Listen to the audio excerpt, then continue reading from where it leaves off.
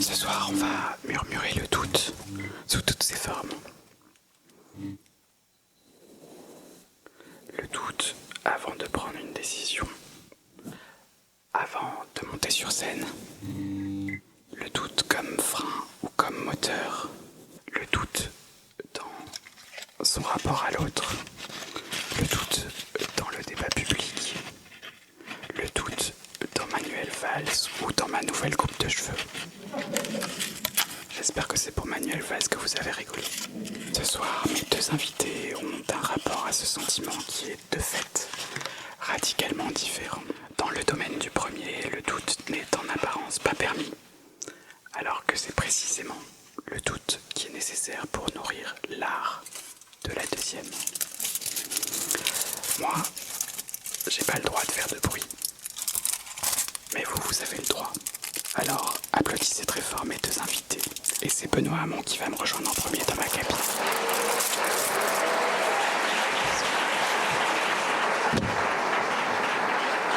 Je t'en prie. C'est parfait. T'as tout compris. Hop. Ça va. Ça va peut-être te servir.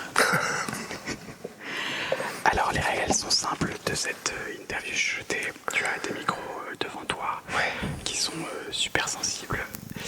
La seule règle aujourd'hui, c'est de ne pas parler à voix haute.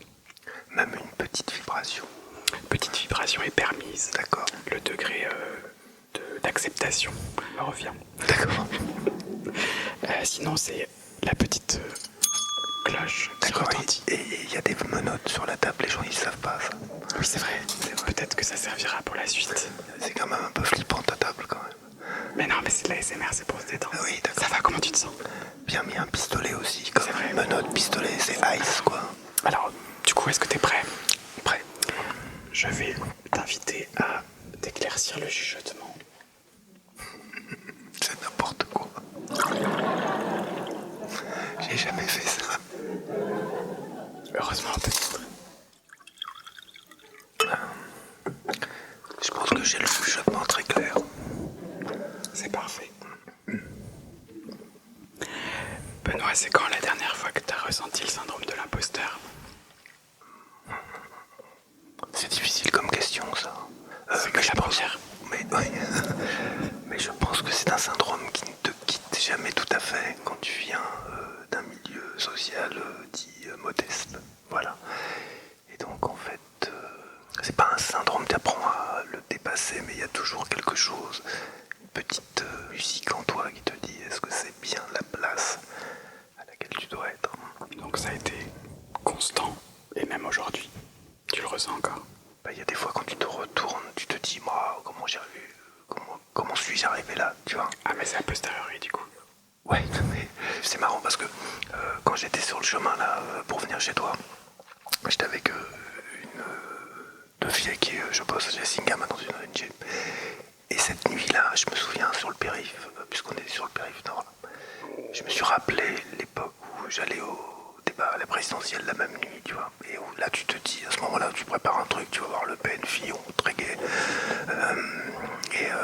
et Macron, etc., etc.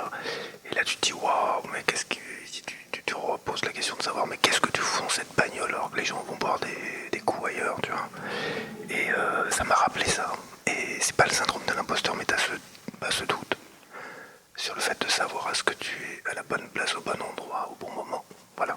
T'as ressenti la même pression en venant ici? Ah, absolument, là, et puis François Fillon, immédiatement, là, ça m'a sauté aux yeux. J'ai d'accord à ce que tu vois. Un peu moins cher. Peut-être un peu moins cher, mais bon, faudra me présenter Pénélope. Comment tu l'as géré justement, par exemple, ce moment-là? Comment t'as géré ce... Alors, c'était peut-être pas un doute, c'était un stress, un trac. Je pense que tu le gères d'autant plus que tu as les idées claires. En fait, quand tes convictions sont solides, ce qui ne veut pas dire que tu doutes pas d'avoir des convictions, mais quand tu as les idées claires, tu franchis ces montagnes-là ou ces bosses-là plus facilement. En fait, la ressource que tu sollicites, en fait, c'est la clarté de ta conviction, de ta pensée, de ce que tu as envie de poser sur la table. Et plus c'est clair, et en fait, plus tu parviens à dépasser ces moments qui sont des moments, comme on avis, sont plutôt sains. Où tu te demandes, voilà, qu'est-ce que tu fous là-bas? Donc c'est une ressource interne Ouais, uniquement. ouais, principalement, ouais. Ok. Le doute, c'est compatible avec la politique. Bah, ce serait le contraire qui. Bah, quand tu doutes pas, tu vois, bah, t'as Donald Trump, quoi, par exemple. Non, mais c'est vrai, lui, il doute pas. T'as envie de lui dire. Doute un peu, 2 secondes, s'il te plaît, ça nous. Mais. Là, bon, on rigole, mais en fait, c'est terrible parce que ce sont quand même des tempéraments, des caractères de gens qui manifestement ont un rapport, ont une absence totale d'empathie, sont incapables de se mettre à la place de l'autre, donc de s'interroger sur le cheminement par lequel j'arrive à cette idée-là est-il le bon? Est-ce que la décision que je vais prendre est-elle la bonne? Comment j'évalue, je la teste, etc. Je la confronte. Et quand t'as pas ce doute-là, en tout cas, ce questionnement, en tout cas, tu ne sers pas l'intérêt général. Tu fais ce que lui a dit et qui est, à mon avis, le résumé du moment qu'on vit. La seule limite que je me pose, c'est pas le droit international, c'est ma moralité, a-t-il dit. Donc en fait, c'est le dialogue d'un homme avec sa moralité, comme il dit, qui est seulement ça, qui est le dernier juge, le juge de paix de ce que les États-Unis feront. Et tu perçois que, sans le doute, pour le coup, t'as la tyrannie, la dictature et tout ce qui va avec, quoi. Mais lui, il voit le doute comme un signe de faiblesse. Est-ce que toi, t'as déjà senti que ton doute à toi te desservait par rapport à d'autres? Non. Non, au sens où ce qui est absurde, c'est de ne pas douter. C'est-à-dire que si t'arrives à un moment où tu n'interroges pas un certain nombre de préjugés que tu peux avoir, quand la solution devient trop rapidement, que tu dis attends, est-ce que j'ai bien regardé tous les paramètres? Est-ce que j'ai bien interrogé toutes les bonnes personnes? Quand le truc, c'est pas d'y passer des heures, tu vois, mais la faiblesse, c'est de croire que le génie collectif réside en sa seule personne, qu'on est capable d'être la synthèse du génie d'une nation, par exemple. Ça, c'est, me semble, une faiblesse, en tout cas une pathologie assez lourde. Le problème, c'est qu'elle est assez partagée en politique. Mais est-ce que le doute, c'est... Alors, tu dis c'est compatible avec la politique, mais est-ce que le doute, c'est compatible avec la communication politique? Bah, c'est-à-dire, si tu dis élisez-moi parce que je doute. Tu vois, moi j'ai un peu fait ça des fois. Ouais. Et non, j'ai pas que j'ai dit que je doutais, mais que j'ai laissé entendre que je pouvais douter. Sur quoi, par exemple? Non, mais je le trouve totalement débile, hein, je le dis, c'est un problème. Je ne serais incapable de jouer l'homme providentiel. Je trouve ça crétin, débile, j'aurais honte de moi. Bref, quand je vois par exemple Macron qui surjoue le bonhomme, là, moi, c'est pas que je trouve ça ridicule, quoi. Voilà. Je pense que le fait de dire, notamment en France, dans ce qui s'apparentait une vraie monarchie élective, dont on élit quelqu'un dont presque on souhaite voir infaillible et donc à qui on demande d'être infaillible, de ne jamais montrer la moindre faiblesse, de ne jamais justement douter. Je pense qu'il y a quelque chose de parfaitement immature à proposer cela. Pour être très honnête, par exemple quand j'ai été candidat présidentiel en 2017, je n'ai cessé de répéter cela. J'ai beaucoup partagé cette anecdote, mais elle est un bon résumé de l'histoire que j'ai vécue quand j'ai donc perdu lourdement. Ma compagne m'a dit bon ben bravo, t'as fait une très belle campagne de Premier ministre suédois. Et elle est danoise. Donc c'était une belle reconnaissance. C'est niche. Ouais. Et c'est un peu ça, voilà. Et il faut pas faire une campagne suédoise en France. Et vice versa. Je pense qu'un Macron serait jamais élu en Suède. Mais bon, tant bien, il n'a pas été candidat là-bas, tu vas me dire. Mais bon. Voilà, donc l'idée de se mettre en retrait par rapport à une posture un peu messianique, un peu providentielle, c'est compliqué aujourd'hui dans le fonctionnement de nos institutions et dans la culture politique qui est celle des Français aujourd'hui. C'est quoi la décision que tu as eu à prendre dans ta vie politique qui t'a fait plus hésiter? Oh là là, j'aurais dû me douter que tu t'allais poser cette question-là.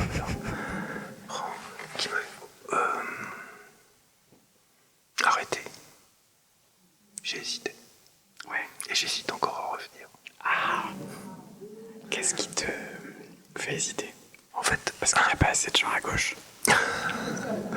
Là, c'est vrai que ça s'est réduit quand même. Hein. Et, encore que l'avantage quand t'es à Paris, dans ce genre d'arrondissement, t'as toujours l'impression l'impression qu'on est toujours très nombreux. Mais surtout quand il faut boire un coup troqué en bas, là, c'est déjà formidable ce qu'on fait pour eux. Plus sérieusement, la raison c'est qu'en fait, j'ai arrêté parce que j'avais le sentiment de ne plus être utile au combat qui était les miens. D'être une voix de plus dans une sorte de vacarme, de tumulte dans laquelle cette voix ne portait plus.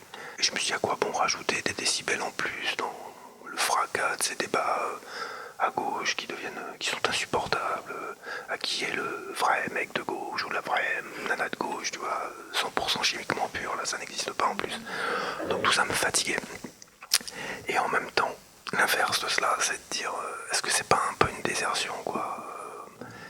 Est-ce que t'abandonnes pas le combat d'une vie? Alors c'est pour ça que je me suis engagé dans une ONG qui est sur la question des migrations, et que je pense que ce sujet-là me comble par l'action qu'on mène, en tout cas me remplit. Même si évidemment il me frustre aussi parfois parce que ça manque de l'échelle qui permettrait de faire bouger vraiment les lignes, de changer les représentations, notamment qu'on a des étrangers aujourd'hui dans les pays occidentaux, pas que d'ailleurs. Donc voilà, tu as toujours ce sentiment que quand tu es dans le petit, une ONG, tu es utile, mais il te manque le grand. Et quand tu es dans le grand, tu es loin du concret. Et donc faut dealer avec les frustrations. C'est l'histoire de nos vies à tous, quoi. Mais ça c'est intéressant parce que dans ton ONG, chez Singa, il n'y a pas de volet plaidoyer. Si. Ah, il y en a. Si, on l'a construit beaucoup. Donc le plaidoyer, pour ceux qui connaissent pas et celles qui connaissent pas, c'est le lobbying des gentils. Ouais, c'est ça. Ben, c'est quelle leçon tire-t-on de notre action pour changer les représentations, qui sont celles à la fois de l'opinion et des décideurs. Tu remarqueras la grande efficacité de notre plaidoyer sur l'immigration, où on enchaîne les victoires les unes après les autres. Bon, non, cela étant dit, sur ces sujets-là, on a quand même eu des vraies victoires, tu vois. Alors, ce moment où tu arrives à obtenir le silence de ceux qui, les xénophobes, ils ont réponse à tout, tu vois. Et y compris les xénophobes qui se planquent, c'est d'ailleurs les journalistes, un certain nombre d'entre eux qui se dissimulent derrière les arguments du RN pour dire ce qu'ils pensent en fait, tu vois. Mais quand on est arrivé dans le débat sur les retraites et qu'on a dit mais Coco, sur les retraites, les types du RN qui nous disent oui, il faut pas reculer l'âge légal, comme le disait la gauche, sans les cotisations des travailleurs étrangers, l'âge légal de départ à la retraite pour équilibrer le système, c'est entre 66 et 68 ans.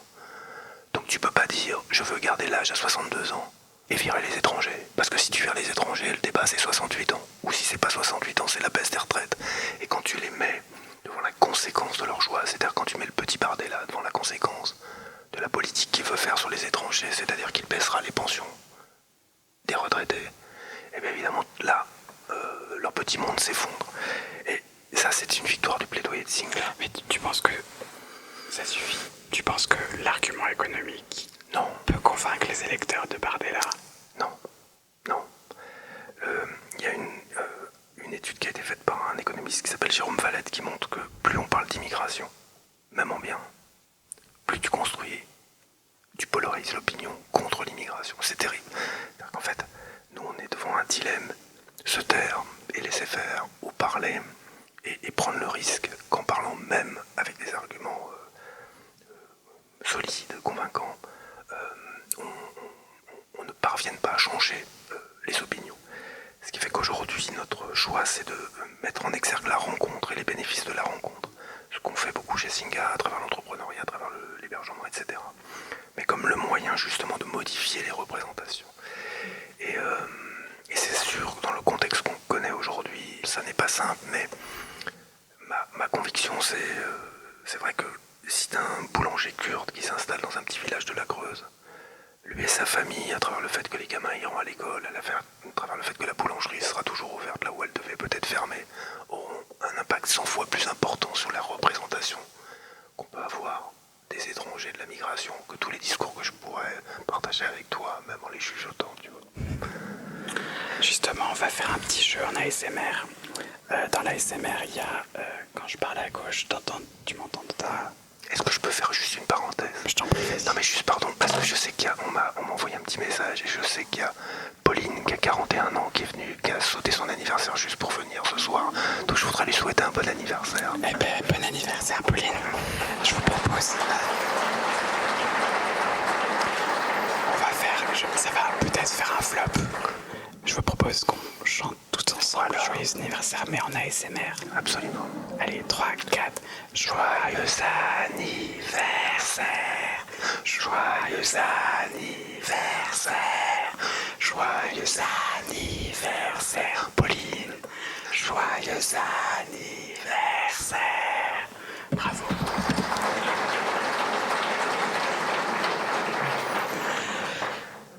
On joue au jeu oreille droite ou oreille gauche. Je vais te demander de choisir un objet pour faire du bruit avec. N'importe lequel. Voilà, par exemple, tu vas avoir une liste de propositions.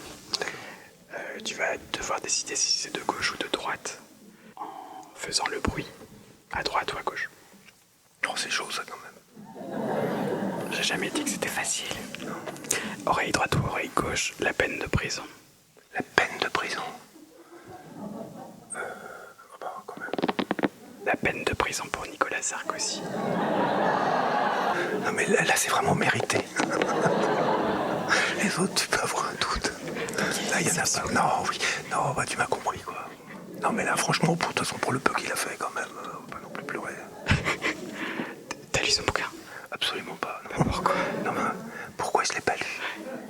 Non mais t'as quand même un gars. Faut te documenter si tu veux revenir. Oui, d'accord, mais là, il n'y a pas besoin de faire grand-chose. Et quand même, ce type a osé quand même comparer le calvaire qui était le sien, je dis calvaire à dessein, à celui du comte de Monte Cristo, du capitaine Dreyfus et bonus, Jésus. Donc on a quand même affaire à un grand malade, quand même, non? Tout ça est authentique. D'ailleurs, je reviens sur ce que tu disais.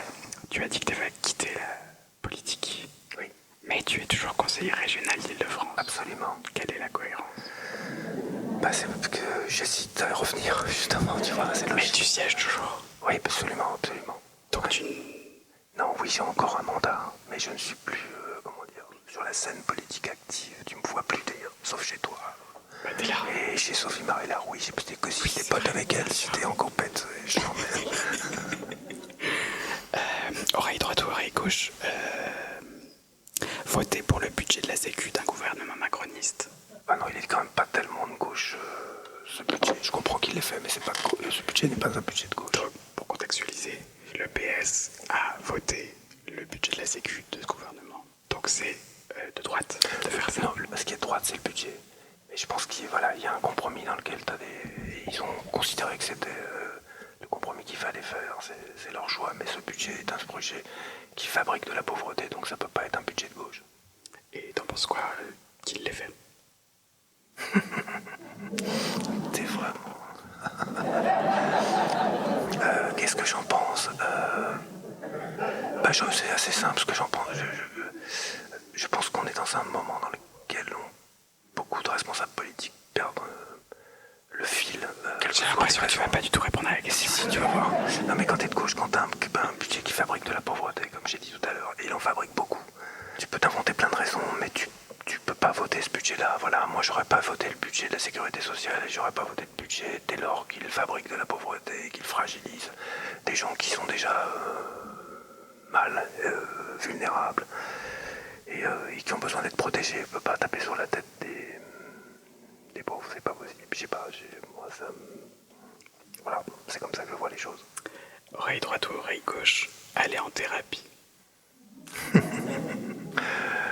Bah, je dirais oreille gauche parce que c'est accepter de ne pas être infaillible, justement. C'est accepter un regard complètement extérieur sur soi et de ne pas considérer soi comme une sorte de demeure inviolable. Voilà, donc je pense que c'est bien de le faire. Je devine la question qui suit. Je te pose cette question parce que tu parlais de Sophie Marie Larouille, donc tu as fait à bientôt de te revoir. J'ai fait exactement la même tête qu'elle quand tu as dit que tu n'allais pas voir de psy et que tu n'en voyais pas l'intérêt. Non, j'ai dit je n'en voyais pas l'intérêt, tu crois? Je l'ai interprété comme ça. Oui, voilà, vous avez quand même... Vous pourrez faire une belle carrière de journaliste. J'ai failli faire... Je suis sur la voie. J'ai failli faire un épisode de Est-ce que les hétérosexuels vont bien avec cet extrait. Oui, c'est vrai. J'aurais été complet. Non mais, tu paraissais pour le coup, tu n'avais pas de doute. Ça m'a interpellé. Non, en fait, c'est pas parce que t'as de la répartie que t'as pas de doute. Et justement, la politique t'apprend à avoir de la répartie. Mais la répartie, c'est sans doute un des meilleurs moyens d'esquiver. Non, c'est une question qui était parfaitement légitime, à laquelle j'ai répondu en disant non, factuellement, je ne l'ai pas fait. Je me suis jamais vraiment interrogé sur le fait d'en faire une. Ce qui veut pas dire que la tête qu'elle a fait, faut voir en plus qu'elle est quand même pas très douée pour dissimuler, elle, ses émotions. C'est pas sa qualité principale. Voilà. Ça saute pas. Et après, je me suis dit, mais c'est vrai, c'est peut-être un peu débile de répondre ça. Et voilà, donc je suis très ouvert à l'idée, hein, donc c'est pour ça que je dis que c'est pourquoi pas. T'as ouvert Doctolib? C'est comme ça que ça commence. Ah bah, pour prendre rendez-vous. Oui, voilà. Ça peut. D'accord. Je te filerai des contacts. Est-ce que les gens de gauche y doutent autant que les gens de droite? Bah, ils devraient douter plus, ouais. Les gens de gauche? Ouais. Tu penses que les gens de gauche doutent pas assez? Ah, je pense que y en a beaucoup qui, oui, ne doutent plus du tout et sont assènent, tu vois, des certitudes. Je parlais pas forcément des représentants politiques, mais de manière générale. Tu sais, si on tombe d'accord sur le fait que à droite, t'as quand même la conviction, j'y vais à gros traits, mais qu'il y aurait une sorte d'ordre naturel des choses. S'il y a un ordre naturel des choses, il y a quelque chose de plus grand que nous et de plus fort que nous qui ordonne les choses de telle manière que les places sont distribuées et qu'elles le sont sans doute pas de manière toujours très juste, on peut penser, mais bon, c'est comme ça que ça tient. Tu doutes moins quant à cette sorte de conviction qui encadre ton engagement. C'est pour ça que tu es conservateur, c'est pour ça que tu veux garder les choses en l'état. Fondamentalement, un engagement à gauche remet en cause un ordre établi dont on perçoit, ou dont tu perçois qu'il empêche l'émancipation, empêche l'épanouissement, qu'il est injuste. Et donc il y a un doute fondamental sur ce monde fonctionne-t-il bien, les choses sont-elles bien à leur place au point de départ d'un engagement de gauche. Ah, ça peut être une indignation, après une colère. Je ne veux pas dire qu'il n'y a pas de doute à droite, hein, parce que notamment après il y a des questions fondamentales autour de Dieu, de la spiritualité, d'un certain nombre de questions philosophiques qu'on a tous et qu'on a tous en partage. Mais je crois que dès lors qu'on interroge l'ordre établi et qu'on pense qu'il est injuste et qu'on veut le transformer, voire même le balayer, il y a au point de départ, oui, un doute. Le monde dans lequel j'ai grandi, dans lequel j'ai été éduqué, pour lequel on m'a appris que telle chose était à telle place, les gens, je discute cet ordonnancement, je doute de l'héritage qu'on m'a transmis, je doute de ce que je vois. Mais alors du coup, justement, si on est cohérent, est-ce que justement la cohérence ne serait pas d'avoir des candidats de gauche qui montrent leurs doutes, qui sont cohérents avec ça pour pouvoir justement aller jusqu'au bout et représenter en fait le doute par rapport à l'ordre établi? Si, mais c'est un peu ce que je t'ai dit tout à l'heure. Le problème, c'est que... Est-ce que c'est possible de dire je sais pas quand on est politique? C'est extrêmement difficile de dire je sais pas, parce que dire je sais pas, c'est apparaître faible, là où, en tout cas dans notre culture politique, on choisit la plus forte ou le plus fort, le plus infaillible, le plus indiscutable en quelque sorte. Et c'est quelque chose qui normalement est un interdit du champ politique, en tout cas du discours politique. Et il faudrait pas changer ça? Si, mais c'est beaucoup plus simple quand une fois que tu l'as dit une fois. Dire bah écoutez, je sais pas, je reviendrai. Reposez-moi la question la prochaine fois. D'ailleurs, ça peut surprendre, mais c'est 10 fois mieux que la langue de bois à la con que tu vas servir pour dissimuler le fait que tu ne sais pas. Et en plus, parfois, entier, que tout le monde se rend compte que tu sais pas et que tu deviens encore plus ridicule.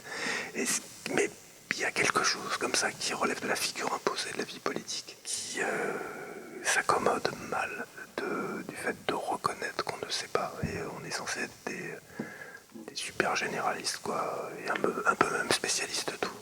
Ça me fait penser à Marlène Schiappa. Putain. Je sais pas si t'as vu la séquence. Elle est passée dans Les Traîtres, une émission de télé-réalisée. Ouais, où elle dit moi de toute façon j'ai été politique. Je sais ce que c'est que d'aller mentir sur les plateaux télé et de mettre le masque alors qu'on a perdu et de dire tout va bien. Qu'est-ce que tu penses de ça, de à quel point elle révèle ce fonctionnement politique qu'elle dit être généralisé sur le mensonge en fait, quand on est un représentant, une représentante politique. Donc il faut pas que je mente là dans ma réponse. C'est mieux.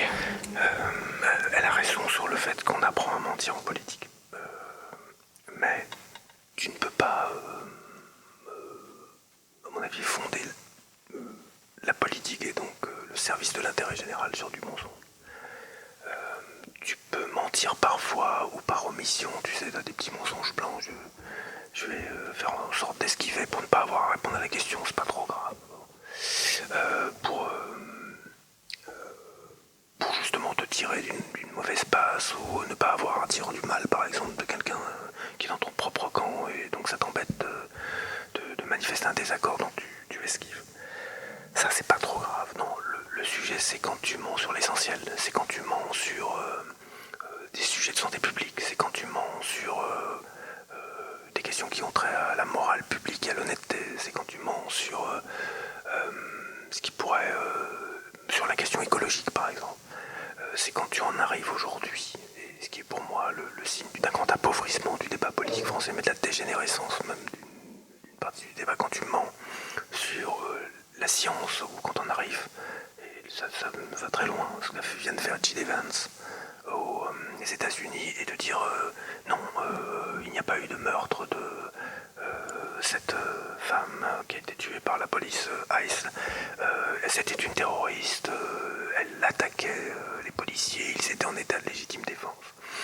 Et le danger de notre époque, justement sur cette question du mensonge, on parle souvent on a tous en tête cette phrase je ne crois que ce que je vois, Saint Thomas.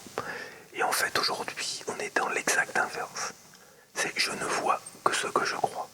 C'est que la perception que j'ai du monde n'est que ce qui correspond à l'idée que je m'en fais. Et ça transforme complètement, évidemment, la réalité au point qu'on ne reconnaisse plus la même chose, que l'on regarde ensemble au même moment, au point qu'on discute la vérité scientifique des choses, au point qu'on discute la réalité d'un meurtre qui s'est passé, au point, etc. Et quand on en arrive aujourd'hui à dire je ne vois que ce que je crois, ou en tout cas à l'exprimer dans son engagement, on rentre dans une époque qui nous prépare à toutes les tyrannies et toutes les dictatures. Et c'est ça qui est un des vices profonds de notre époque. C'est tous ceux qui ne parviennent pas à décrire la réalité autrement qu'en fonction de ce qu'ils croient. Tous ceux qui ne voient plus, ne se mettent plus à la place de l'autre, n'entendent pas qu'il existe un autre point de vue, mais ne voient le monde que tel qu'il le croit. Il y a une très jolie phrase pour résumer ça d'Élie Barnavi qui disait à propos des écritures saintes, justement des textes sacrés, le Coran, la Bible, l'Ancien ou le Nouveau Testament, il dit j'y rentre avec ce que je suis dans ces textes et j'en sors et j'y prends uniquement ce qui correspond à justement ce que je suis. Et en fait, on vole les parties qui correspondent à ce que nous sommes dans ces textes-là et ensuite on leur prête une portée universelle, etc. Et je crois au fond qu'aujourd'hui beaucoup de gens se comportent comme ça en général, pas simplement à l'égard des textes sacrés, mais dans la vie, c'est-à-dire qu'ils ne voient plus que ce qu'ils croient, à l'inverse de Saint Thomas. Voilà. C'est quoi ton plus gros mensonge en politique? Plus grand mensonge en politique. Ah mais j'ai pas menti souvent moi. Non mais c'est vrai. Non mais je t'assure, je crois pas avoir menti souvent. Oh, j'ai dû dire que j'aimais bien certaines personnes, c'est pas vrai, mais bon. J'ai dû dire une fois que Manuel Valls était de gauche, tu vois. Donc mais c'est pas un gros mensonge non plus, parce que le pauvre. Si, alors je vais te. Je reviens à Sarko. Quand Sarko était président, j'étais porte-parole du PS. Et honnêtement, je l'ai démoli, le pauvre. Tu sais, j'avais un point presse toutes les semaines. Et en fait, là t'exagères, tu noircis les faits, tu soulignes le trait. Et il y a eu des moments où je me suis dit, quand même, bon, je trouvais ces choix politiques méprisables. Et je pense que sur le fond, il faudra se souvenir du quinquennat de Sarkozy, le discours de Dakar, le discours de Grenoble, etc. Et comment il a préparé ce qui se passe aujourd'hui dans je veux dire, à l'extrême droite notamment, et de cette forme de fusion qui est en train de se passer entre la droite et l'extrême droite, peu importe. Donc, bon, je combattais violemment ça, mais en même temps, des fois, je crois que je me suis attaqué plus à l'homme qu'à ce qu'il disait. Et ça, honnêtement, même si c'est Sarko, j'en suis pas très fier. Tu vas lire son livre pour te faire pardonner? Non, toujours pas, non. Après, je pense tout ce que je t'ai dit avant, quand même. On passe à la séquence unboxing. Mais on va le faire rapidement. Je t'invite à ouvrir cette boîte, ces poils, voilà, comme ça. T'as pas un grand avenir de youtubeur ASMR. C'est Cécile du fond. Vas-y, spoil. Pardon. Bah oui, mais bon, il y a sa tête. Il y a le... la tête. Ah mais j'ai parlé... Je continue ou pas? Vas-y. Le temps que je trouve le gage. Alors... Si quelqu'un d'adhésion... Ah oui. C'est quoi ça? Montre-la à la caméra. Alors... C'est une carte... C'est une carte du PS. Ouais, oui, ça dit quelque chose. Ben non, le PS... C'était quand même une grosse partie de ta vie. Ah oui, non mais oui. Oui. T'en as parlé il y a 30 secondes. Oui, c'était le PS, oui. C'est quoi le PS aujourd'hui? Oh bah j'ai encore plein de copains, mais j'ai plus de copains socialistes qui sont plus au PS qu'à l'intérieur du PS, quoi. C'est-à-dire qu'il y a plein de socialistes. Je pense que si tu réunissais tous les socialistes qui sont plus au PS... Bah ils sont chez les macronistes, non? Non, t'en as quelques-uns. Ouais mais là, attends... Ça c'est que c'est... Non, t'as raison. Mais ça veut dire qu'il n'y avait pas grand-chose quand même. C'était un peu... Tu vois, pour que tout ce cheminement-là, cette sorte de transhumance-là, on dirait des gnous, quoi. Des mecs qui partent... Si tu veux, le pire, c'est le... Mais Attal, par exemple, lui, il me fatigue. C'est que il est passé de PS à Macron, maintenant, t'as l'impression, quand tu l'écoutes, sur les questions d'éduc, sur les questions de sécurité, même là, Trump va enlever Maduro au Venezuela, et il t'explique que, oui, bah écoutez, on rentre dans une ère où la force et le moyen par lequel les nations se font entendre, le type est censé être héritier du grand engagement européen. Non mais il est pas sérieux, quoi. Il est, voilà, à force de courir après, je sais pas quoi d'ailleurs, mais bon. Voilà, tout ça me rend un peu triste, mais bon. Tu vas prendre un gage. C'est quoi? C'est un gage. Parce que t'as la cloche à votre sens. Je me suis pas rendu compte d'abord. T'es sûr que Je me suis rendu compte. Ouais. Bah, les gens sont pas d'accord, je crois. Merci. Alors non, pas non déjà, mais bon, est-ce que tu es toujours pote avec Manuel Valls? D'abord à supposer que je l'ai jamais été quand même. Le toujours étant trop. Non, je suis pas pote avec Manuel Valls et en même temps, hélas, je ne mens pas. Parce que des gens ne me croient pas souvent quand je dis ça. Je n'ai aucune espèce de colère contre lui. Aucune. Un Gilles type finalement. Qui lui? Oui. Toi aussi. Ouais, voilà, merci. Non, mais pourquoi? Parce que, bon, d'abord, ça m'embarrasserait de porter ça. C'est une sorte de rancune, de vieux truc un peu aigre. Et, je sais pas, ça m'est passé dessus. On m'a dit, vous devez lui en vouloir énormément. Non. Je me suis jamais senti trahi par lui. Je pense que s'il a trahi quelqu'un, c'est sans doute les engagements qu'il avait pris lui. Mais moi pas. Je me suis jamais senti sali par ça. Si quelqu'un de sali par les choix qu'il a fait, il peut regarder ses pompes, mais moi les miennes elles sont propres. Merci beaucoup. De rien. Tu vas prendre la place de Nora et tu reviens tout à l'heure. Et j'invite Nora à me rejoindre. Ça sent un peu mauvais. Je suis désolée. Vous avez eu très chaud. Oui. Est-ce que tu veux qu'on utilise ça? Je suis pas sûre que c'est une bonne idée. C'est pas tant que ça sent, c'est plus que ça. C'est fort. C'est moite. Ça arrache. C'est moite. Oui, ah oui, bah oui. C'est En fait, comme une serre un peu. bah c'est ça, on est des belles plantes. Ok. Ça va, Nora? Ça va et toi? Oui. Je te réexplique pas les règles. En fait, il faut que je te dise que quand je vous écoutais, je trouvais ça à la fois très émouvant et à la fois ça m'angoisse un petit peu. Parce qu'on entendait beaucoup ce qui est normal, hein, vos bouches, les légers gargouillements. Ouais. Moi j'ai beaucoup de bruits qui viennent du fond de la gorge parfois. Et Laisse-toi aller. non mais Déjà. impossible, c'est pas possible, c'est pas possible. Alors, je vais essayer de... On dit qu'il compte pas parce qu'on était de toute façon on s'était en retard. Pourquoi? Je sais pas. C'est tellement beau, regarde, on se croirait un peu sur une autre planète. C'est quoi ce dessin animé là? Tu sais, il y a une attraction à Disneyland. Toy Story. Voilà, bref, peu importe, c'est pas grave. Il va y avoir la griffe. Oh non, je peux pas la doubler, je peux pas la doubler. Mais c'est pas gentil. En fait, c'est un peu... Bon alors, j'y vais. Oui, vas-y.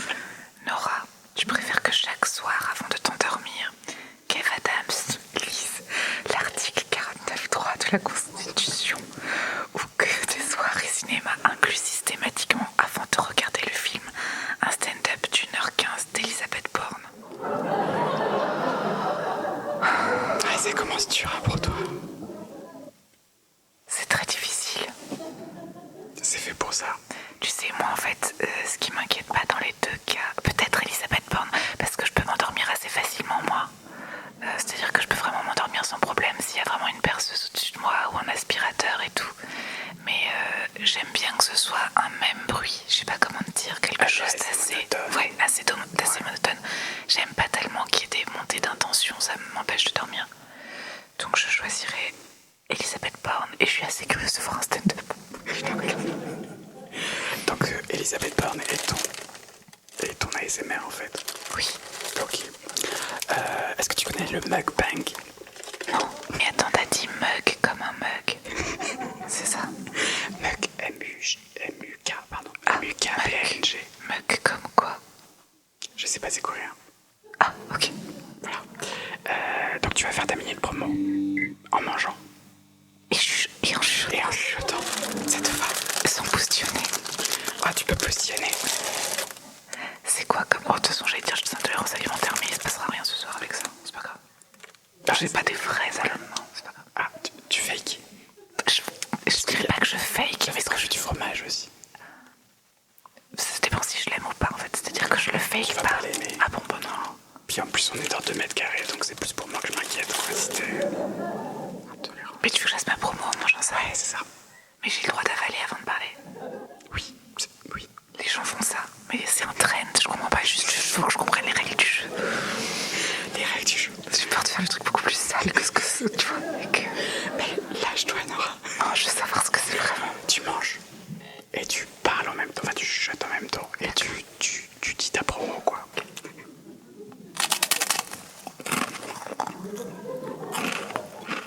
J'aime pas manger en public, mais alors, manger en public et qu'on m'entende. Ça me dégoûte. Je suis désolée, Nora. Ça me dégoûte pour les gens. J'ai l'impression de perdre, je sais pas, de la désirabilité. Parce que c'est vraiment ton credo en plus. Désirabilité. Je suis en tournée actuellement.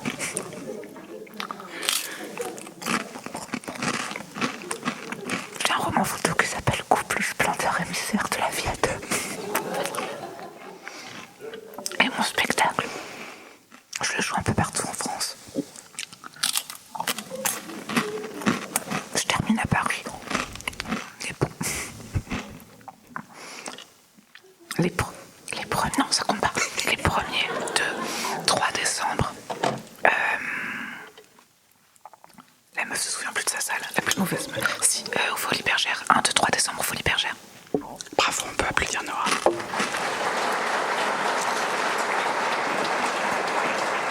Merci. Ouais. Vas-y, Nora, je suis pas... Je sais pas toi, mais je trouve qu'avec l'âge, j'ai de plus en plus de trucs qui se coincent dans les dents. Je sais pas à quoi c'est lié avec l'âge, mais clairement, j'en ai de plus en plus. Est-ce qu'il n'y a pas la dentition qui... J'ai fait une Invisalign pendant le Covid. C'est vrai? Ouais. Tu me donneras des... Bah, non, parce qu'en fait, c'est atroce, on m'a mis une gouttière. Enfin, c'est le principe, je sais pas si les gens connaissent, on vous met une gouttière. Parce que je trouvais que j'avais une dent qui faisait que je ressemblais un tout petit peu à Mitterrand, peu importe.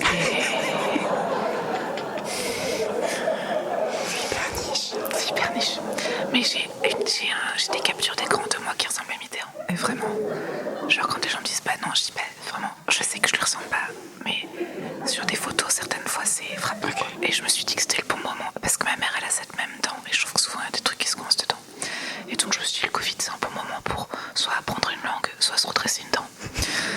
Et j'ai fait ce truc de gouttière. Et à la fin du traitement, figure-toi qu'ils te disent, bah voilà vos gouttières pour la nuit. Et donc, tu te dis, mais pour combien de temps? Et ils te disent pas toute la vie. Quoi? Ouais, c'est un cauchemar.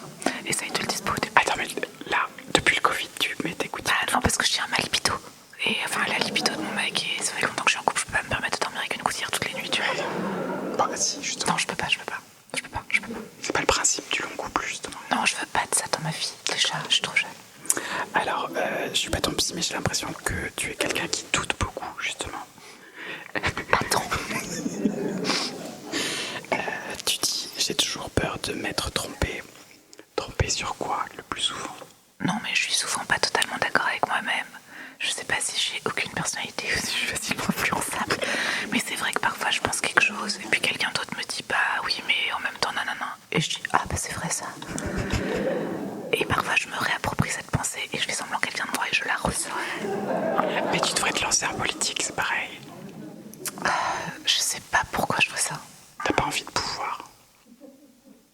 Pas ce genre-là de pouvoir. Lequel? Quelque chose qui me rendrait totalement indépendante. J'ai l'impression que c'est un pouvoir qui te rend, malheureusement, qui te fait perdre une part de ton indépendance. Le pouvoir politique. Je crois, mais je me trompe peut-être. C'est quoi le doute le plus ridicule que t'as eu récemment? Ça voudrait dire quoi le truc le plus ridicule? Justement, que tu t'es dit, c'est complètement con. Je sais pas, c'est difficile. En tout cas, je sais que j'essaye de corriger une certaine forme de... J'essaye de me dire que mes doutes doivent me faire un petit peu grandir et que je veux plus qu'ils interviennent dans des domaines superficiels ou idiots. C'est pour ça que tu dis que t'aimes pas les gens qui disent fous-toi la paix. Je trouve ça chiant. Pourquoi? Parce que je vois pas pourquoi on se foutrait la paix. Quoi? Et après, il reste plus qu'à mourir et attendre patiemment en étant content de soi, quoi. Je trouve ça bien de vouloir progresser. C'est des gens qui doutent pas, justement. Bah, ou en tout cas, c'est des gens qui lisent beaucoup de bouquins de développement personnel et qui disent en fait, c'est pas ok. Et moi, je trouve que c'est ok de pas être ok avec soi-même tout le temps. Et que si on est ok avec soi-même, bah, je vois pas quel chemin il reste à faire. Tu fais souvent, justement, rire avec tes doutes. Est-ce que c'est un moyen de reprendre le contrôle? C'est peut-être un petit peu en train de changer, mais qu'avant, je faisais rire avec des doutes dont j'avais un peu guéri. C'est-à-dire que ça me permettait d'avoir une sorte de hauteur sur ça et d'en rire, mais que j'arrivais pas forcément à parler des doutes immédiats, des trucs qui m'habitent tout de suite, parce que je suis trop premier degré et que sur mes doutes et que je suis très angoissée et que j'arrive pas à en rire. Mais c'est un petit peu en train de changer et je trouve que globalement c'est assez réjouissant de transformer nos peurs en quelque chose de constructif et donc pour ma part de joyeux et rigolo. Et aujourd'hui, tu dirais que tu doutes moins qu'avant? Non. Plus? Je dirais que j'ai du doute plus utile. C'est-à-dire? Bah, par exemple, l'apparence physique. Le fait de se détester en photo, le fait de se comparer aux autres, le fait de se définir en opposition aux autres ou de vivre le succès des autres comme parfois un échec personnel, le fait de se demander pourquoi on n'est pas pris là, le fait de se demander, de se définir même en fonction du regard des autres ou du fait que les autres nous flattent à un endroit ou nous vexent à un endroit. Ça fait moins partie de moi. En revanche, j'ai des doutes plus sur faire du bon travail, être une bonne mère, être quelqu'un de bien, essayer de faire au mieux dans ma vie, essayer de faire au mieux pour mes proches, essayer de pas être une mère folle. C'est possible ça? Je sais pas. J'essaye. Dans ton spectacle, tu parles beaucoup du monde qui est anxiogène, de comment tu essayes de gérer ça. Et en parallèle, en travaillant cette interview, je trouve qu'il y avait un mot qui revenait beaucoup dans ta bouche. C'était le mot joyeux ou joie. Et c'est pas du tout ce qu'on retrouve sur scène. Est-ce que... Zut. J'ai pas trouvé ça joyeux. Alors, j'ai beaucoup ri. Mais je trouve que c'est un moyen de se dire tous ensemble, c'est la merde. On est dans le même bateau et on essaye de voir comment on gère tout ça.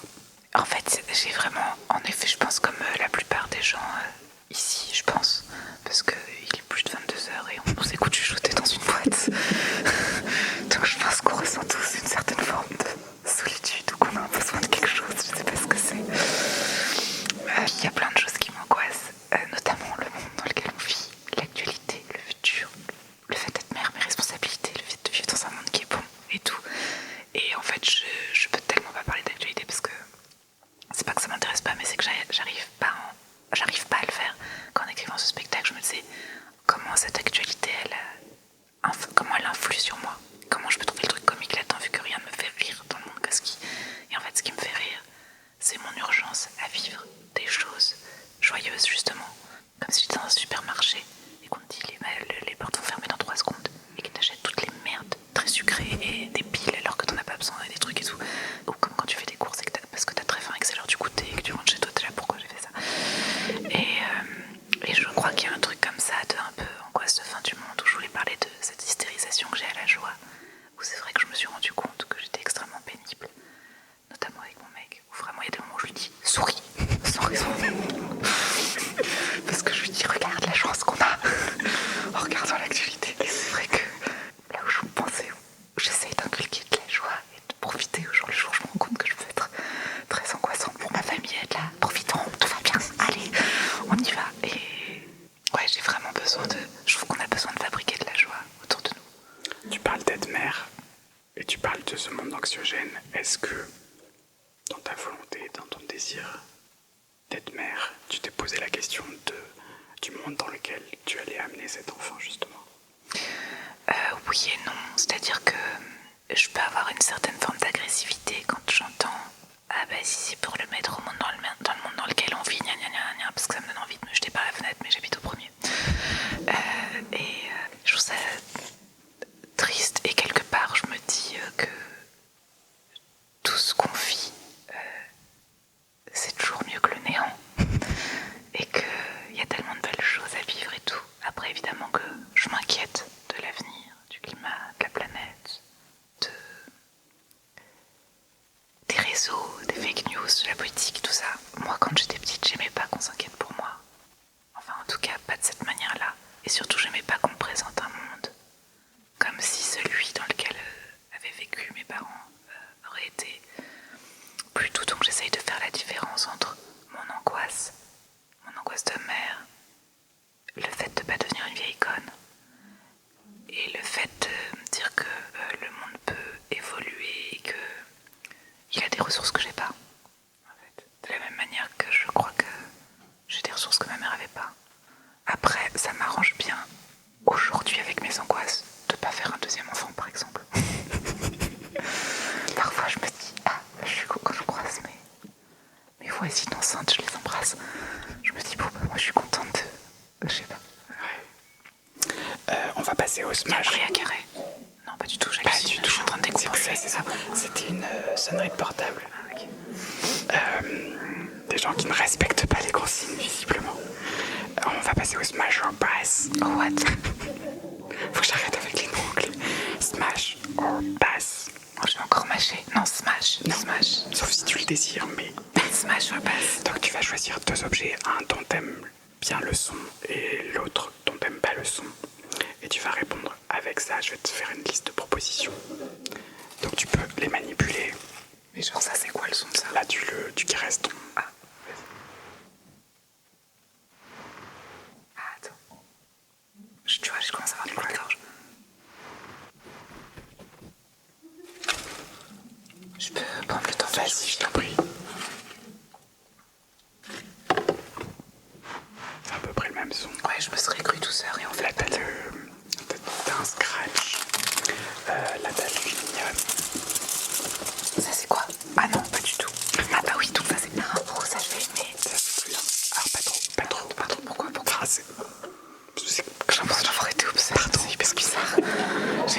l'impression d'avoir fait un truc qui était doucement. Je suis pas vraiment désolé, je suis désolé. Le fait, c'est mon geste, plus ton pas trop, j'ai l'impression de t'agresser, je suis absolument désolée. C'est plus doux, comme ça, voilà. Mais qui a décidé ça? Les dieux de la SMR. Et si moi j'ai envie de le faire? Ok, ça ce sera le son que j'aime bien. Ah, attends. Oh, je vais choisir le riz. Et il y en a que j'aime pas. Ouais. Ok. Donc je te fais une liste de propositions. Est-ce que t'aimes? Tu réponds avec le son que t'aimes. Et est-ce que t'aimes pas? Voilà. Mais tu mets pas des gens dedans. On n'a pas le temps, donc je vais pas faire toutes les propositions de toute façon. Un mec qui a énormément confiance en lui. Smash ou passe? T'aimes pas? Non, globalement, j'aime pas tellement les gens qui ont énormément confiance en eux. Enfin, je veux dire, j'aime qu'ils aient confiance, j'aime qu'ils aient une colonne vertébrale. Qu'ils aient...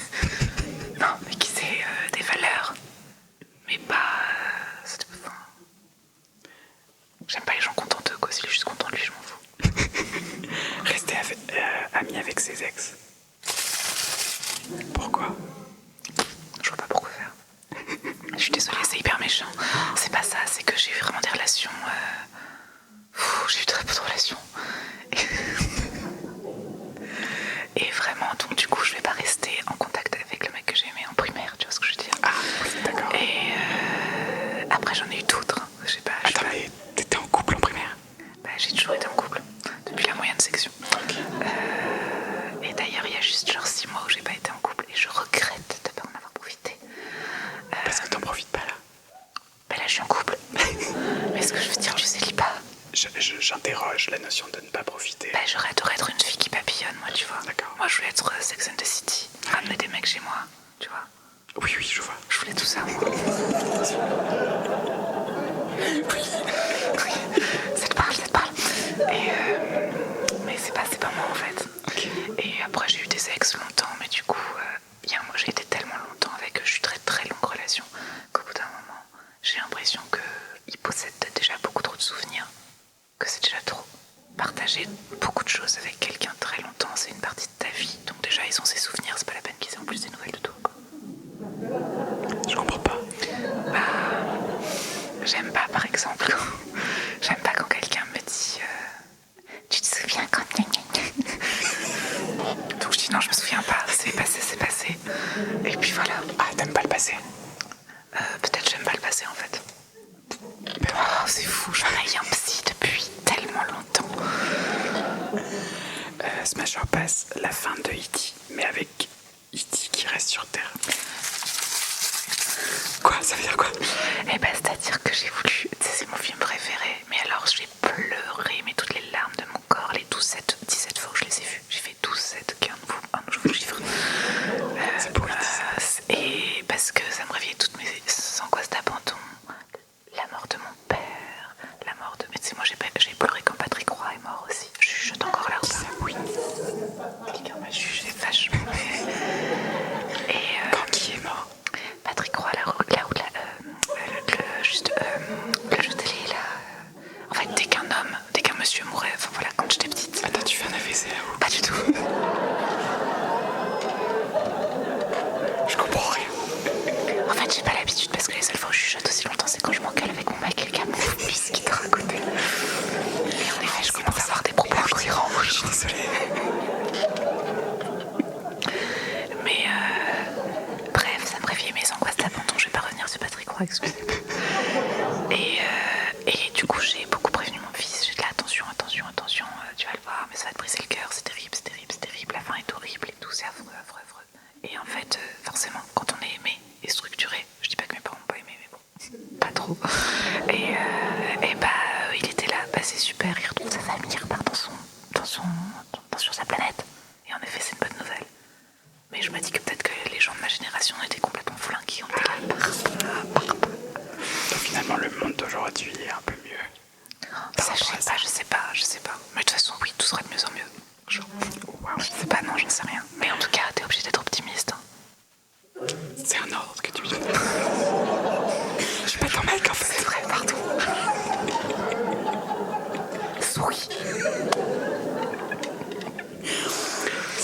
passe la non-exclusivité dans le couple?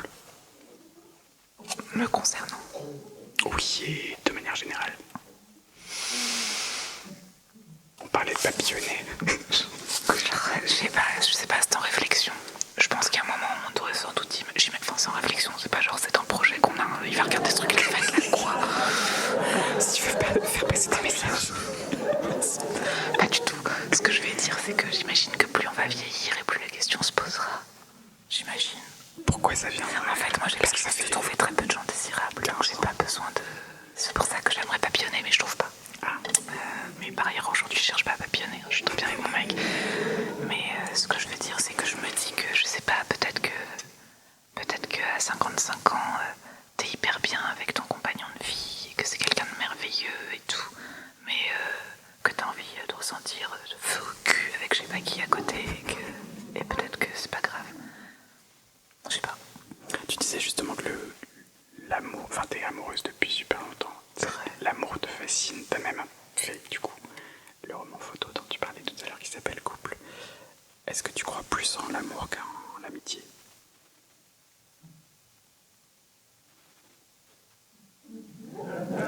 Non. La question, c'est que mon obsession de l'amour, c'est plus une obsession du couple, où je trouve que c'est quand même un très drôle de pari qu'on fait tous, et qu'il y a très peu de chances de réussir, dans lequel on se lance tous quand même. Et ça, je trouve ça assez fascinant, de parier sur le fait qu'on va... D'ailleurs, c'est même plus la vie à deux, parce que finalement, je trouve qu'il y a des gens qui ont très bien compris comment vivre en couple, c'est-à-dire avec l'autre là-bas. Et donc, ce qui m'intéresse, c'est plus le dysfonctionnement et le mystère de cette chose-là. Vous avez entendu? On a tous entendu. Non, mais j'ai vraiment beaucoup de bruit de gorge. Je l'ai ressenti au moment. Mais je crois que, voilà, l'amitié, je sais plus quoi te dire. Ça te fait chier en fait. Non, je suis hyper contente d'être là. Bah, c'est très gentil. Dernière séquence. Ah non, c'est fini. Ça a duré vachement moins longtemps que toi. Je te dis dernière séquence, ça veut dire qu'il y en a encore une. Bah oui, mais lui, il a fini de ma dernière séquence, ça veut dire dernière. Comment ça? Tu m'as dit j'ai dit dernière séquence.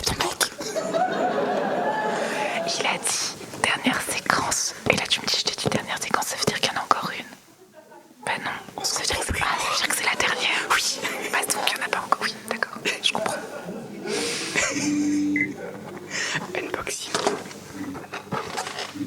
Alors tu m'as dit que tu regardais pas tes vidéos ASMR, mais tu regardes par exemple tes skincare routines. Oui. Est-ce que tu regardes des unboxings? Non. D'accord. Donc t'as des objets à l'intérieur, tu vas les manipuler et tu vas me dire à quoi ça te fait penser. Pourquoi tu m'as offert ça? Tu me prends pour ta femme de ménage. C'était comment ça? Je me rends compte quand tu le sors que ça peut être hyper sexiste en fait. Bah bien sûr. Je suis désolée, c'est Je pas... t'y attendais pas à être attaqué sur ce terrain-là. Non, alors j'ai mis ça... Attends. Doucement. Tu recommences à dire que je suis agressive. Dès que je fais des trucs avec mes mains, tu En fait, Benoît, quand il va revenir, ça va être notre thérapeute. D'accord. Voilà. Je t'ai mis le gant à latex parce que tu as été scénariste pour Scène de ménage. Ah, c'est vrai, dis donc. Tu t'en souviens plus? Bah, non, c'est pas ça, c'est que c'était... Non, mais parce que je pensais que ça avait un rapport avec plutôt Inspecteur Gadget ou le Covid. Ok. Et, mais on fonctionne par association d'idées, mais, c'est bien. c'est vrai que ça a été un de mes premiers jobs, entre guillemets, quand j'ai quitté mon CDI. Et c'était pas mal parce que... Bah, déjà parce que j'étais forcée à écrire. Et puis surtout, je commençais à gagner de l'argent en faisant un truc qui est... Là, c'est difficile à dire parce que ça fait longtemps et que c'est plus du tout ce que je fais, mais quand même à un moment où je me disais, ça se rapproche un peu de ce que j'ai envie de faire. Je trouvais que c'était un job un peu marrant. Puis je trouvais que ça payait bien. Parce qu'un jour, j'ai appris que... Enfin, je dis ça, les gens se disent, bah oui, qu'elle est con, elle aussi. Mais c'est-à-dire qu'un jour, j'ai appris, on m'a dit, mais t'as touché tes droits d'auteur? Et je dis, bah oui, j'ai touché mon salaire. Et on me dit, non, tes droits d'auteur. Ah bah oui. Et genre, je les ai touchés du coup avec genre 6 ans de retard. Et c'était genre merveilleux. C'est peut-être pour ça que je trouve que c'était très bien payé. Ça se trouve, si je l'avais touché 5 mois. Parce que l'autre jour, j'ai reçu sur 0,87 centimes de la SACD. Et j'aimerais leur faire un message, j'aimerais profiter de ce C'est vraiment leur dire que c'est pas la peine de nous faire des fiches de paye quand on touche 0,087 centimes. C'est un peu humiliant. Franchement, ça va, oui. Pareil, les recommandés, ça devrait être que maintenant dématérialisé. Mais tu jettes des pavés dans la mare ce soir. Je suis comme ça, moi. Tu me fais chuchoter, je balance tout. T'as toujours écrit? Oui. Toute ta vie? Oui. Enfin, depuis que oui. Est-ce qu'il y a des projets autres que le stand-up en termes d'écriture? Oui. Tu peux nous en parler? Non. Non, je peux pas juste parce que je suis pas encore sûre. Bah, ce serait chiant que je te dise j'ai ce projet-là et que dans 3 ans ils soient toujours pas faits, tu vois. Oh, mais tu ressembles un tout petit peu à Macaulay Culkin. Ah, on me l'a déjà dit. On te l'a déjà dit. Ouais, mais on m'a dit beaucoup de gens en général. Mais Que tu ressembles à beaucoup de gens. Ouais. Oh, moi, si tu savais, je ressemble à tout le monde. Alors, une meuf qui a une frange juelle, une meuf qui a une frange des lunettes juelle, une frange qui a des lunettes chignon et les lunettes, la planche. Tout le monde, madame, tout le monde. on a vraiment des vrais problèmes. C'est toi qui m'as invité. Tu m'as fait perdre. Pourquoi je tiens ça? Tu vas le déballer.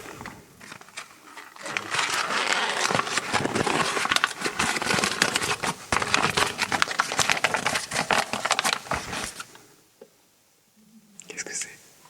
C'est la fiche de Pulp Fiction. Ça te dit quelque chose? Oui, elle était dans ma chambre alors que j'aimais pas le film. Pourquoi t'as fait ça? Je sais pas, pour être comme tout le monde. J'avais aussi Lolita et Léon. On est sur un pattern. Ah bon? Ah oui, peut-être. Ah bah oui, c'est sûr. Ah bah oui. Ouais, non mais je sais. En fait. Ouais. Ramène ce matériel chez ton psy. Tu sais, l'ex... Enfin bon, bref, non, rien. Si, vas-y. Mais non, mais parce que un des ex que je... Enfin, là je fais genre j'en ai eu 1000 alors que je viens de te dire que je n'avais pas eu beaucoup. M'a dit, j'ai retrouvé ça chez moi, je me suis dit que ça t'intéresserait. Je dis non, ça m'intéresse pas. Me l'envoie pas. Il m'a dit, j'ai retrouvé un truc à toi. Bref, en déménageant. Et c'était un journal intime. Mais je croyais que tu les avais tous. Bah moi aussi, mais parce qu'en fait ça c'était un faux que je les avais tous jetés. Ouais, mais ça c'était une sorte de faux journal intime. Je l'avais écrit juste pour qu'il le lise. Mais ça va, Nora. Là ça va bien. Et je l'ai retrouvé vraiment, ouais, pour confirmer qu'il y avait un bâtard. Mais du coup, ça marchait ou pas? De quoi? Il l'a lu. Ah bah oui, je pense qu'il l'a lu, puis surtout je mettais des photos de moi, enfin ouais, ça n'allait pas. Le dernier. Quoi? Objet. Bah c'est de la fluvoxamine, mais c'est pas mon antidépresseur, moi c'est de la fluoxétine que je prends. Ah, pardon. Putain, heureusement que je sais encore lire, parce que c'est quoi ça? J'aurais pris un C'est truc. aussi un antidépresseur. Fluvoxamine, Ouais. t'es sûr? Oui. C'est le tien? Oui, c'est le mien. Ah bon? Et alors? 50 mg. Je suis à 20 mg, sans vouloir te... On n'a pas les mêmes problèmes en fait. Anecdote. C'est grâce à toi que je prends des antidépresseurs. C'est pas vrai. Oh, ça me touche. Parce que. Donc j'ai vu ton. Mon spectacle que t'as pas trouvé joyeux, c'est à cause de lui. J'avais envie de me flinguer. Arrête, dis pas ça. En vrai, c'est pas gentil. je suis allé te voir à l'Olympia, c'était en janvier dernier. Et c'était la semaine de l'investiture de Trump. Il y avait le salut nazi d'Elon Musk. Bon, écoute, oui, bah c'est pas Ça allait pas bien. Et donc du coup, j'ai vu ton spectacle. Et la semaine d'après, je vais voir mon psy. Ça va pas bien. Et il me propose d'être sous antidépresseur. Et je dis, bah, au début j'ai hésité. Ensuite, je dis oui, mais c'est vrai que la semaine dernière, j'ai vu le spectacle de Nora Nzeri. Elle parlait d'antidépresseur. Et ça m'a vachement parlé. Et voilà. Et t'as eu le truc pour ta libido, ça va? Alors, cet antidépresseur n'allait pas du tout. J'avais envie de me flinguer. Ah oui. Encore plus. Donc contre-intuitif. Mais celui-là il est super. Bah c'est super. Je recommande. Ah mais je suis contente pour En toi. vrai, pourquoi c'est important pour toi D'en parler. d'en parler? Déjà, je suis contente que tu m'en parles, c'est très gentil parce que l'autre jour, une amie me disait c'est marrant, t'as quand même fait un énorme coming out antidépresseur que moi j'avais pas l'impression de faire parce que ça fait en fait dans le spectacle je dis que ça fait 10 ou 15 ans, mais en vrai ça fait 22 ans je pense, mais quand je dis ça j'enfonce là. Et j'ai eu des phases où j'en ai pas pris pendant 3 ans, je sais pas pourquoi je me justifie. Tu es valide. Et C'est ok. Et je te remercie d'en parler parce que c'est vrai qu'on m'en a pas tant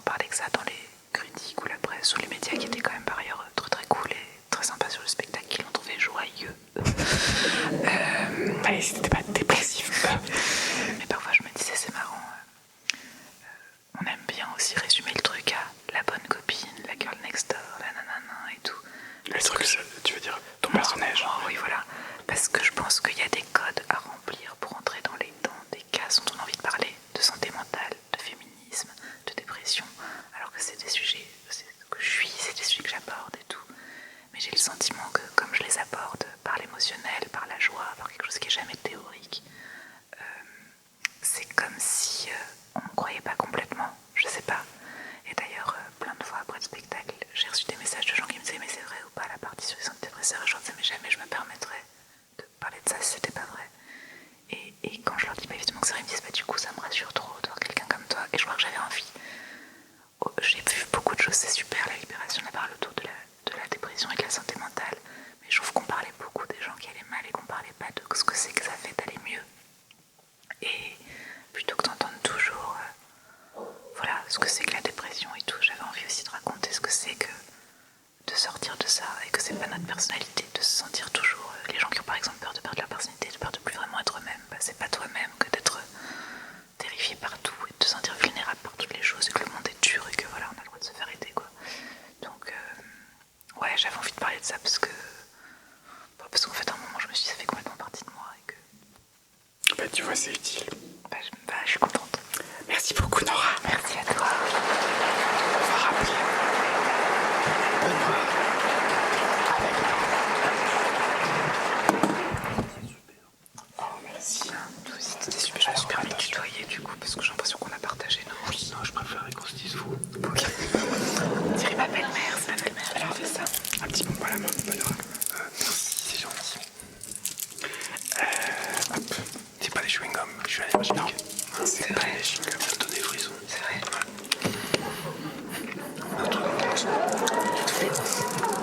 Tous les parfums.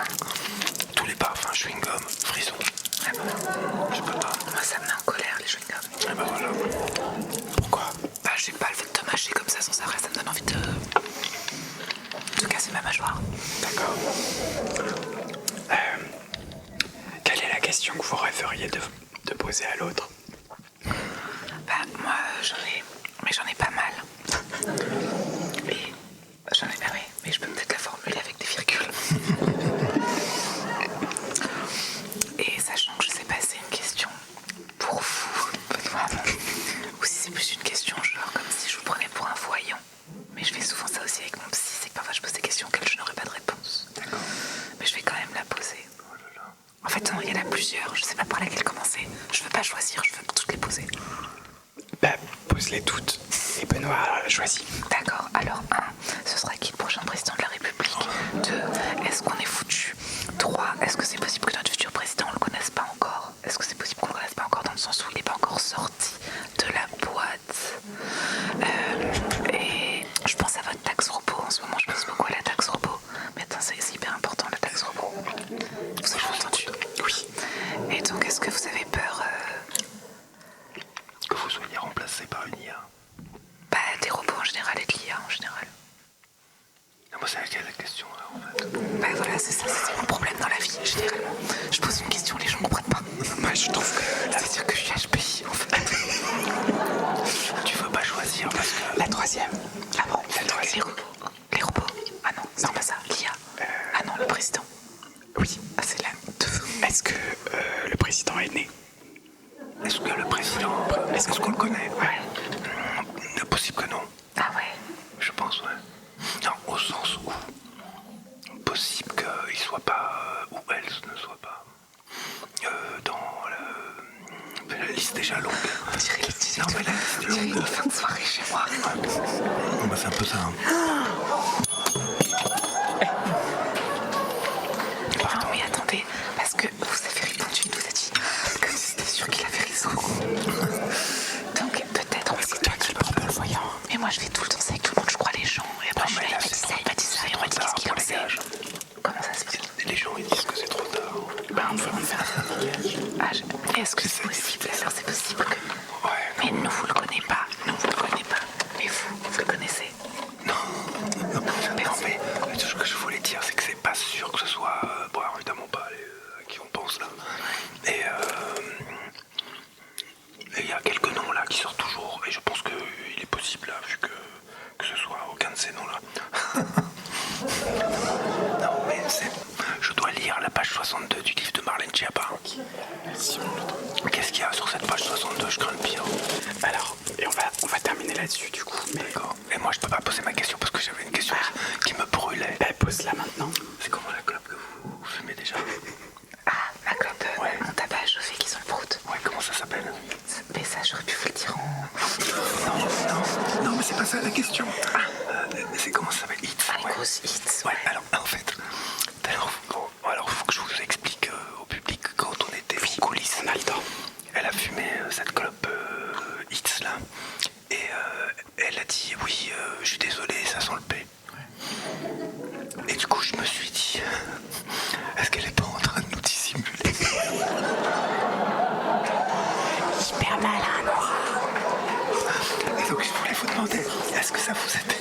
arrivé de vous dire en fumant ça, mais merde, tout le monde va penser que j'ai pété. Bah bien sûr, c'est pour ça que je dis pas, c'est pour ça que je dis pas. Attention, ça sent le paix, juste pour socialiser. Je dis attention, ça sent le paix parce que je sais que les gens vont penser que j'ai pété. Mais c'est quand même curieux de fumer un truc qui sent le pas. paix. Ouais. Je suis d'accord. Bah voilà. Je suis d'accord. Bon bah on est d'accord, ouais. Je peux pas croire pas répondre à la question. Juste pour me dire, est-ce que parfois j'ai peur de sentir le bourdon public? J'y pense depuis tout à l'heure. C'est fou. Au fait que tu penses que tu sens le brut. Faut que je lise ça. Ouais, alors juste pour le contexte, c'est Marlène Schiappa qui a écrit ce bouquin qui s'appelle Les filles bien n'avalent pas. Elle l'a écrit sous pseudonyme, elle a écrit plusieurs bouquins qui s'appellent Marie-Elle. Mais donc je dois lire Voilà. le top 10 des zones érogènes masculines. Voilà. Ah oui d'accord, j'ai compris. 1. Le pénis. 2. La cigounette. 3. La quéquette. 4. La queue. On a déjà 4 sur 10. 5. Le sissi. 6. Le zob. 7. Le chibre. 8. La bite. 9. Le braquemar. Et 10. Le skeg. Merci beaucoup d'être venu.